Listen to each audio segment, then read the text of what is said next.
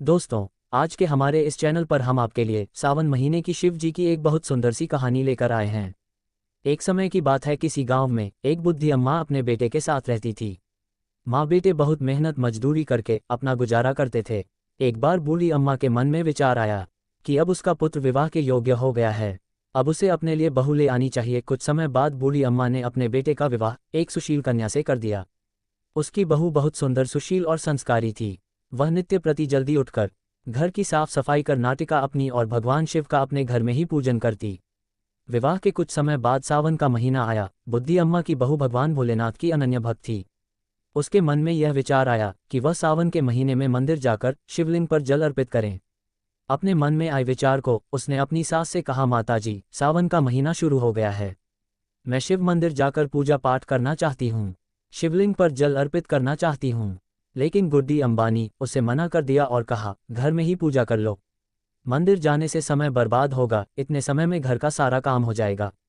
ये बात सुन बहू उदास हो गई, कुछ नहीं कर सकी, उदास होकर घर के कार्यों में लग गई।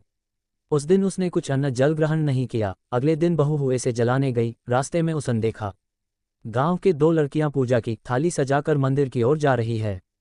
उसने उन्हें रोका और पूछा, तुम सब कहाँ जा रही हो? तब वह बोली, सावन का महीना शुरू हो गया है, हम सब भगवान भोलेनाथ का पूजन करने मंदिर जा रहे हैं। ये सुन वह फिर उदास हो गई। लड़कियों ने पूछा, आप क्यों उदास हो गई? तो वह बोली, भगवान शिव मेरे आराध्य हैं, लेकिन मेरी सास ने मुझे मंदिर जाकर पूजा करने से मना कर दिया।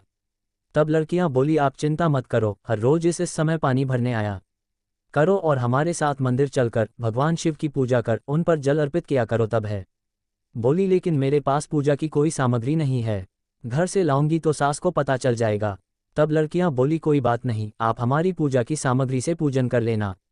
ये सुनकर वह बहुत खुश हुई और रोज उनके साथ मंदिर जाने लगी, जहां वह शिवलिंग पर जल चढ़ाती और भक्तिभाव से भोलेनाथ की पूजा करती और उनसे कहती, मैंने अपनी सास से यह बात छुपाई है, इसके लिए मुझे क्षमा कर दीजिएगा। ऐसे ही पूरा सावन का महीना बीत गया। सावन के अंतिम दिन उसने सोचा, पूरा महीना मैंने इन लड़कियों पूजन सामग्री से पूजा करनी है, आज तो मुझे अपना कुछ भोलेनाथ को अर्पित करना ही चाहिए। ऐसा सोचकर उसने अपनी नाक से सोने की नथ उतारी और उसे धोकर शिवलिंग पर अर्पित कर दिया और पूजा कर घर आ गई। घर आकर वह अपनी सास से नजर छुपाकर इधर उधर घूम रही थी, क्योंकि वह जानती थी कि उसकी नाक में नथ ना देखकर सास जरूर पूछेगी कि न कहाँ गई। ऐसे ही दोपहर हो गई, तभी अचानक पास की नज़र उसकी नाक पर गई और नाक में नथ देखकर सास ने पूछा, बहू तुम्हारी न कहाँ है? तो वह बोली, माँ जी मुझे नहीं पता, शायद कहीं गिर गई होगी। सास बोली, अच्छा तो ये बताओ कि तुम आज कहाँ कहाँ आगमीना, वहीं जाकर ढूंढ लेंगे।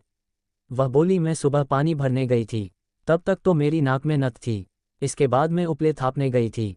सास बोली, चलो वहीं चलकर देखते हैं। दोनों वहां पहुंचे जहां बहू ने उपले आज थापे थे।